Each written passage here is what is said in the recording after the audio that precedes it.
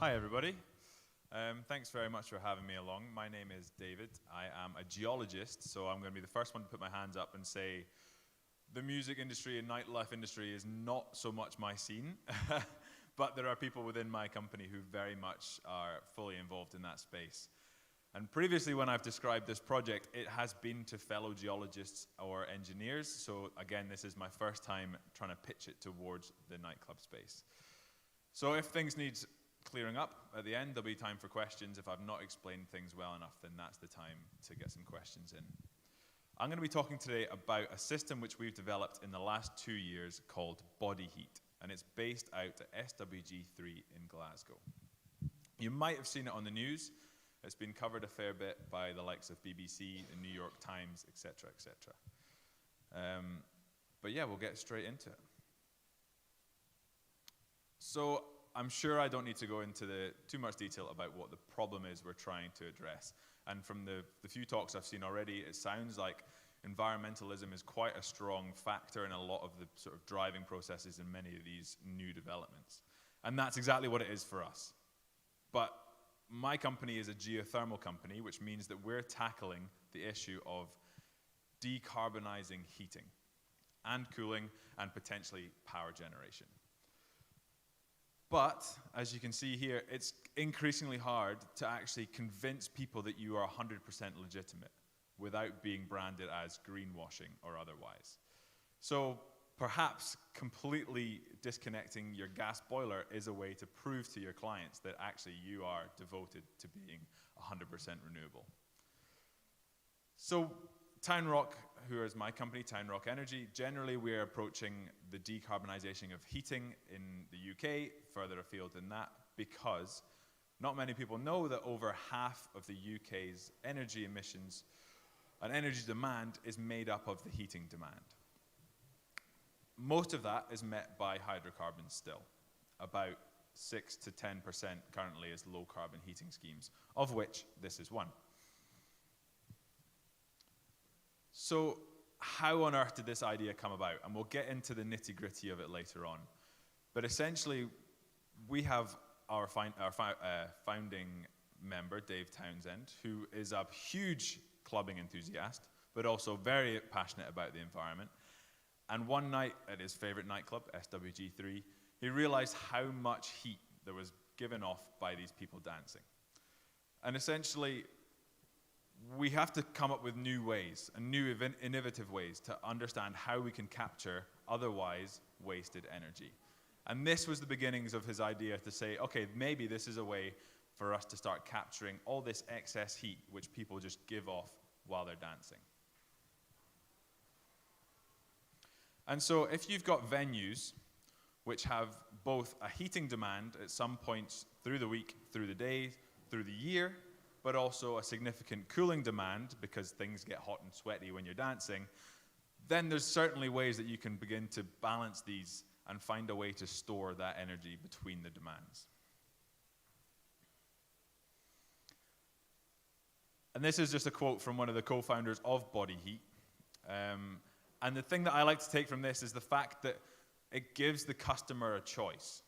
And nightclub industry was very much, in my experience from when I used to do it back in uni, it was quite far removed from whether you had a choice to choose a low carbon option, but now you do.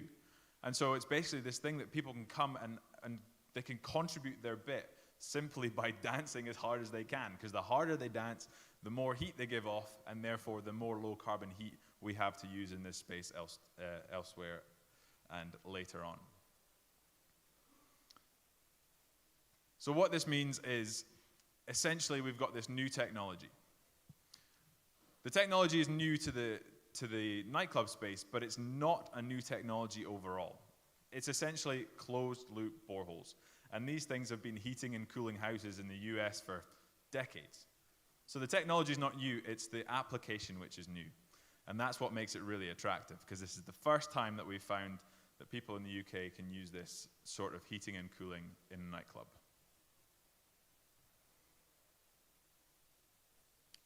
Just a little capture of where I'm talking about. I'm talking about SWG3 in Glasgow, right next to the railway line, right next to that transport museum in the back there.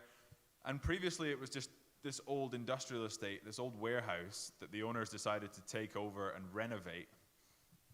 And they've got this massive room called the galvanizers. I'm not sure if you've ever been. We did the slosh in there for a BBC documentary. But the galvanizer is just this huge warehouse space, which essentially is the main party room. And previously it was cooled using typical sort of air conditioning, and then it was heated at different times of the day, different times of the week, using gas underfloor heating. So already you can see there's some sort of mismatch there. You're generating heat, but then you're having to provide heat through burning gas. And therefore, the owners were quite happy when we came to them with a pitch about a new idea to provide low carbon heating and cooling for this space. Okay, now the bit that I'm a lot more familiar with, so we've got past the first stage. How does this whole thing work? Essentially, you have, in your galvanizers, the crowd giving out their energy. And on the very first launch night, we had a few members of our team going around sort of ranking people's outputs on how hard they were dancing, how many watts do you think you're giving out? And therefore, that's the wattage, which is a measure of energy, which is getting delivered to our system. And the cassettes, which are the air source cooling, are still up in the roof, and they're still taking away the heat as typical air conditioning would. Except what's changed is when that heat, or that waste heat, was previously just disregarded, just spent out into the environment, we can now capture that, and with a series of boreholes underneath the beer garden, we can run it down through these 12 boreholes, each drilled to 200 meters, and that basically heats up the rocks around it. So the rocks there, not particularly hot, 10, 12 degrees, but every time that we have a big dance event, the water which goes through those boreholes just warms them up a little bit more. And that essentially means that when you have a heating demand in the same spaces, then you can just flip the system in reverse, and instead of warm water going down the boreholes, you'll run cold water down the boreholes. It will warm up by drawing in that heat from the rocks around it, and we can use that with our heat pumps to provide 130 kilowatts of heating for the cafe, the conference space, and any other rooms within SWG3 that need heating. That's the science behind it. What does it look like? Well, see if you can spot where the weekends are. We've got a Thursday night, a Friday night, and a Saturday night. This is when the club is in full swing, and these are actually the temperatures of the water which is coming off of that air conditioning unit. And you can see there, Thursday, Friday, Saturday night, causing a huge spike, and this is the thermal energy which is then being stored in our boreholes. And it means that later on we can run it the opposite way around and use that heat instead of our natural gas to provide heating. And there's a few sort of engineering quirks which we have to go back in and check that everything's running smoothly, but overall, we've managed to disconnect the gas boiler and provide heating to the overall space just using this system.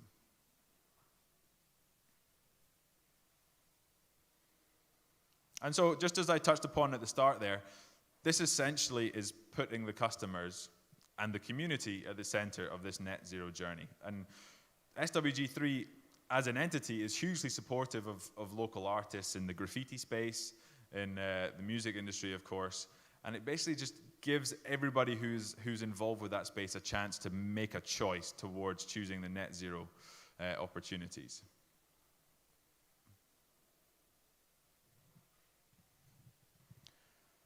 And now what we offer is BODYHEAT.club as an institute, as a company, are looking to expand this and go beyond just one nightclub.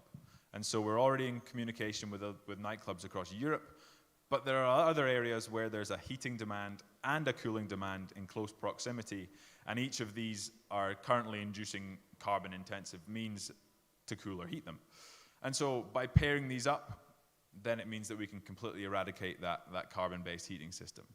And so TownRock Energy on the left there, we are a team of skilled geologists, engineers, and overall sort of project managers about getting low carbon heat in place.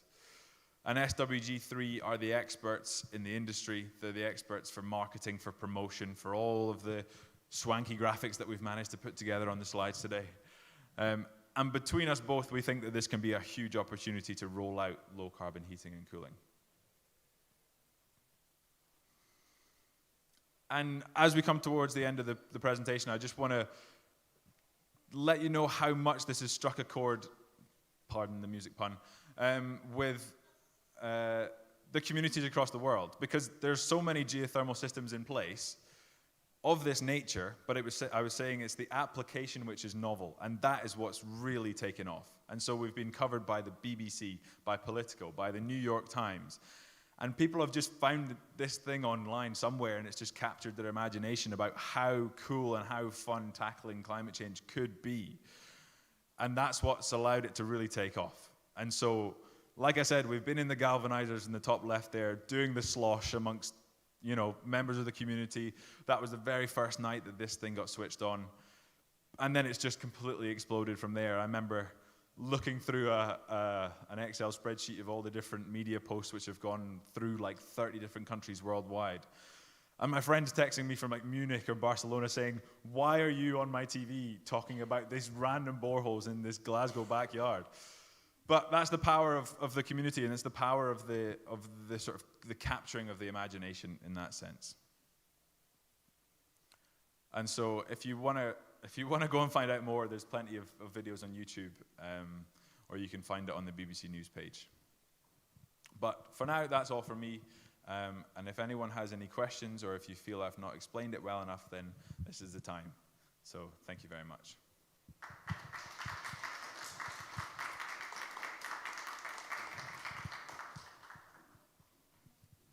I'll let the man with the mic choose who goes first. Yeah, I think this is brilliant. How can or how are artists getting involved? Good question, and quite a difficult question for a geologist, I'm afraid. Obviously, SWG3 are the conference space, or the venue that people will come and be involved with. So they're the people who, I guess, will have more interaction with the artists. I'm not sure how artists can be instigating using the venues. I honestly don't really know how the whole system works on that front. I just know that I can check who's using it on different days. So yeah, apologies.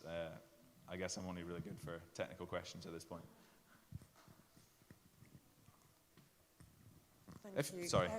Sorry, am I right in saying that you said you approached SWG3? Is that right? Yes, correct. And then to actually install the system, I mean, it sounds absolutely wonderful, but how difficult was it? And is it cost effective? There must have been non-cost at the beginning. Yeah, good question. So it's all, or at least the Scottish Government had a large part in funding it because it was a sort of prototype. And there were some technicalities to get around because it involved drilling 12 boreholes on their land. And we're grateful that they had that space kind of under construction, which is now the beer garden out the back. There are ways in which you can get around that, and some clubs have considered even just drilling boreholes inside in their actual venue, just underneath the ground. So you have to obviously consider that might take some time out of the whole operation. But overall, it was fairly smooth. I mean, the contractors that we have employed hundreds of ground source heating systems before, so the actual technology of it all was fairly straightforward. The funding basically required a few different applications to Scottish Enterprise, and then we'll be looking to sort of change that because we know that wouldn't be available for the systems going forwards.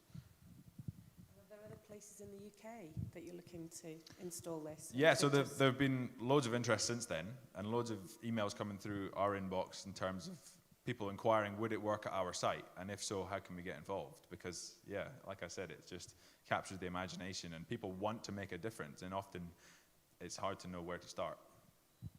Yeah. I should say, in terms of the question about artists getting involved, if you're willing to drop us a line, then I can find out the right person to answer that question, because, yeah, it's not me, sorry. Any more questions? Happy there? Okay. Well, we'll see you all at SWG3 soon. Thanks very much.